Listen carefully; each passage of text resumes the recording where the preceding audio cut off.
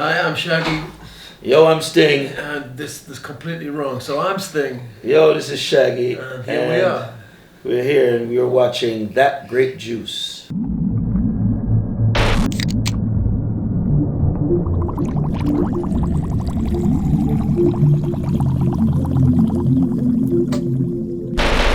Guys, absolutely amazing to have you here. Thank you so much for blessing us with your presence. An exciting collaboration, an unexpected one as well. Tell us the story of how you guys met even and how this even came to be. Go ahead, Shag. Go ahead, my brother. You tell the story. Tell the story then. We've been asked this so many times. I know. We're not sure what the truth is anymore. You know, it started from one song. It started from Don't Make Me Wait, which is the first single. And it was a song that I had, and we have a mutual friend, Martin Kersenbaum, which is also Sting's manager and was my A&R. And he heard it and it was like, wow, this is dope. I'm going to send it to Sting. I said, wow, you think he'll get on it? Because I think it'd be perfect for it. And while I was there working it, he walked in singing it. And, Large as life. Yeah. Yeah. And we went ahead and did it, and it kind of sat for a year. Yeah.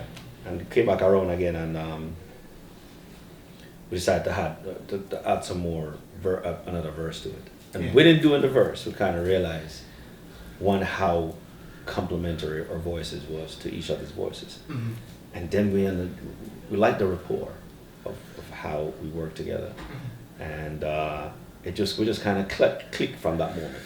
It's funny how you meet people and instantly you recognize a kindred spirit. You know, you recognize something in them that you resonate with. Yeah. And this one and me, just from the minute, we were like long lost cousins. I don't know what happened in the DNA, but we recognized each other and we just had fun. It was just easy from that point. Almost 2 years now. Yeah. We've been dating for that long and it's going really well. Really well. Everybody's running. Everybody talking about the bromance now. You know what I mean? What was that in this morning? Oh, Shaggy. No, shagging. Shagging is like Brangelina. It's now shagging. Shagging. What do you think about it? It's not that inappropriate. Let's go into the album title, 44876. Well, you know what it's about, right? No, I didn't know. I'm hoping you can tell us. Well, 44 is the area code for Great Britain, Yes. and 876, of course, is For Jamaica. Jam Rock. Yeah. Makes sense. And we just thought it was fitting for it. It just made sense, and we messed around a couple of other titles. We messed around with Joint Venture. Joint Venture, out on 420. Released on 420, Joint Venture. We decided against that. Yeah, we say, you know, 44876. yeah, it makes better best sense. Yeah. Fantastic. Don't Make Me Wait. Would you say that's an indicator to how the album sounds? Because how it was captured in the actual video was amazing. I mean, Jill Green did an amazing job of capturing Jamaica. Well, you know what? Where the video's concerned, I wanted to, the people sending different treatments in, but what I wanted to capture from it was the Jamaica I know. More time you see Jamaica videos, they're very dark. It's like violent. Even if you show it in the ghetto, it'll show a real violent side of the ghetto, and we have enough negativity as it is, man. And sometimes the Jamaica that people depict, like I'll have a conversation with someone who's like, "Yo, Jamaica, oh wow, I hear they're killing people there every 2 minutes." I'm like, "Dude, I live there with my 3 daughters, and we have to myself, So I wanted to show the side of Jamaica that I know, which is the ghettos that I was raised in. I was born in Raytown, so I want to show the ghettos, but I want to show what life is in the ghetto, everyday life, which is young people, little kids playing football. There's smiles, there's happiness, there's music, there's dance, there's culture. You know what I mean? There's love. You know what I mean? There's hope. All of that. They might be poor, but there's a lot of love there. You know what I mean? And I think we did a good job of capturing that. And I brought Sting down in there, and Sting being there now, that would be a place that you would not normally go. As Well, you saying I don't blend in? Well, you don't though. I have to say, my impression of Jamaica was much the same as Shaggy's. You know, it's such a warm place, and the people are warm. And you know, here's my coffee. Yeah. So we wanted to give that true impression of the island. Thank you very much. Isn't life good, Shaggy? Shaggy, what did you order? Did you have coffee as well? No, just a single. Yes, single espresso. Thank you. The espresso is me. That's lovely. Lovely. You got milk with yours? This is yours? I took it all. I didn't even order one. Oh, good. I'll take the sugar. You can take the sugar. My espresso. Something sweet. How is that? I'm sweet enough. Oh, you should know. So are you a Londoner or are you Jamaican? I'm a Londoner. Okay. I'm a Londoner. Born and raised. I've always wondered, Sting, what part of London are you from? I'm from Newcastle. Newcastle, brother. Ah. Shit boss. Did you ever support the football team? Yeah, I still do. Yeah, Sadly. that's all he talks about. We haven't won anything since 1969. Not And for I was long- there. Not for a long while. But you know, But they're back in the Premiership now, which is good. we're in the Premiership. I think we'll stay in the Premiership. Once it's your team, that's it. There's no, you can't change. You know what? I admire that about him. Yeah. He's not a loyalty. He's not a boaty. Yeah. Even on the losing streak, he's still Newcastle. Black and white. That's like me and my bobsled team. Yeah. 110%. Usain Bolt could be pushing that bobsled. You ain't gonna win nothing. I'm in a business. Forget it. I'm with them 110%. I'm with the bobsled team all the way, yo. Still good? Still good? Alright, cool. You guys started performing live together. How is it like fusing your lifestyles? Do you guys clash at all on stage, or is it kind We of... don't clash on anything. No? That's the weird part about it. Like even making records, and we have two big egos. Yeah. You know, Sting looked at you like... we both have.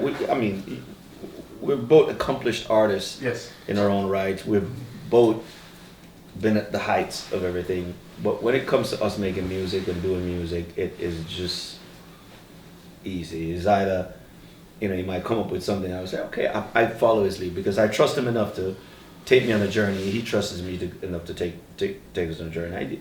And even when he came to Jamaica the other day, I was playing Shaggy and Friends. He's never been there before, and we were doing the set list, you know, and I actually did his set list for him. I said, yo, play it like this, and he just kind of just rock with it, you know, and that's trust. He's never played it before, never done it. It was like, yeah, all right, whatever you say, we'll just rock with it. That's how this whole relationship is, you know. He'll come with some ideas. I said this, like live yesterday, he came to me with an idea about how we're gonna start the show, and I was like, funny enough, I was thinking the same exact thing. Yeah. As soon as he said it, it was the same thing I said. I was like, yo, this is how it clicks. I can't make this up. We can't make this up. Two legends, two greats, both have had a lot of success. What's been the secret to your longevity in this career? To longevity? Yeah, to longevity. I think curiosity. I think a need to be surprised. I need to create surprise every time so that the listener should not know what's going to happen next in both the way music is composed and also the choices you make. No one expected me to be with this one. What? Sting and Shaggy? Shaggy and Sting? This is crazy. But once they hear it, they go, I see this method in their madness, you know. There's something about our two voices that, even though they're so different, are very complementary. Yeah. And it's surprising. If you hear the music, have you heard the music? I've heard some of it. Yeah. I've definitely heard some of it. I I like the synergy. I mean, synergy. yeah, It's a good word. Yeah. Like I love how it's fused, and Yeah. to me, it does. When you hear the album, it seems like you've probably been working together a lot longer than you have. Yeah, it feels that way. But, In a past life, yeah. Yeah, probably. But we complement each other. We know if he brings something, I know exactly what I'm going to do with it. And once I bring something, he knows exactly what he's going to do with it. That kind of brings me to my next question as well, because do you guys still feel the pressure at this stage in your career to make commercially still make hit records at all? No, it's obviously nice to have a hit record, Yeah. but making the record is more important. You know, having a relationship with the people around you. The process is more important than the end result. And if we have a good commercial result, I'll be as happy as anybody. But it's not really why we do it. We've had enough of that in our lives to feel that the work is more important than the commercial success. Would be nice though. I would not complain, my friend. I would really not. It would be nice. But Would be nice. if this is all it was, it would still be enough. Yeah. But we know how to make pop record, because let me be clear. This is not a reggae album. I mean, if you listen to it, it's not that reggae. The basis of it is reggae. That's where we started from. But this is more of a fusion album. It's a hybrid. And if you listen to my music from when I started from Old Carolina all the way, I normally did fusion music. It's normally a hybrid. I never do reggae in its natural form. And I've been criticized for it over the years. And now all they do is fusion music and call it reggae. And he was the same. I mean, you listen to the earlier Police stuff. He was fusing reggae. Yeah. And then he's even doing, even when he came as a solo artist, was doing things with Middle Eastern artists and doing all these different styles of music. And if you listen to his album, you'll find like a reggae song with jazz chords. I mean, so it's that kind of a vibe. I'm going to bring it down to my last two questions. I think ultimately I want to know this. You guys know each other. So what would be your favourite song of Shaggy? Oh, this one. Shaggy, what would be your favourite song of Sting? I love that moral parable, It Wasn't Me. Because in the first two verses, the morality is kind of questionable. And then in the third verse, he turns it around. And so you go, this is what he meant. So it's a morality tale. It's storytelling. Feels a goal. Feels a what? Feels a goal is the melody. One of the he does great words when he writes. You know what I mean? Because he'll write a song and it will start as a political song and end up as a love song. Yeah. he does that shit. Yeah. But his melodies are what really grab me. And when he sits on that piano and just come up with these beautiful. When you have a great songwriter when he'll do a melody and you don't even care what he's saying. You have some songs where the words they're not wholly like, the melody is holding you. Sure. And Feels a Goal is something like that I love that record. My final question. If there's one thing that you want the audience, the world, to take away from this album, 44876, what would it be? Joy, Yeah? I was just going to say that. Hope. Smile. Yeah. a smile, sunshine. Yeah. And the message. There is a message underneath it, Mm. but it's a very entertaining record, first and foremost. But underneath, we're saying some quite serious things in an entertaining way. Thank you guys so much. It's been a pleasure interviewing Thank you guys. you. Yes, sir. Thank you guys. Yes.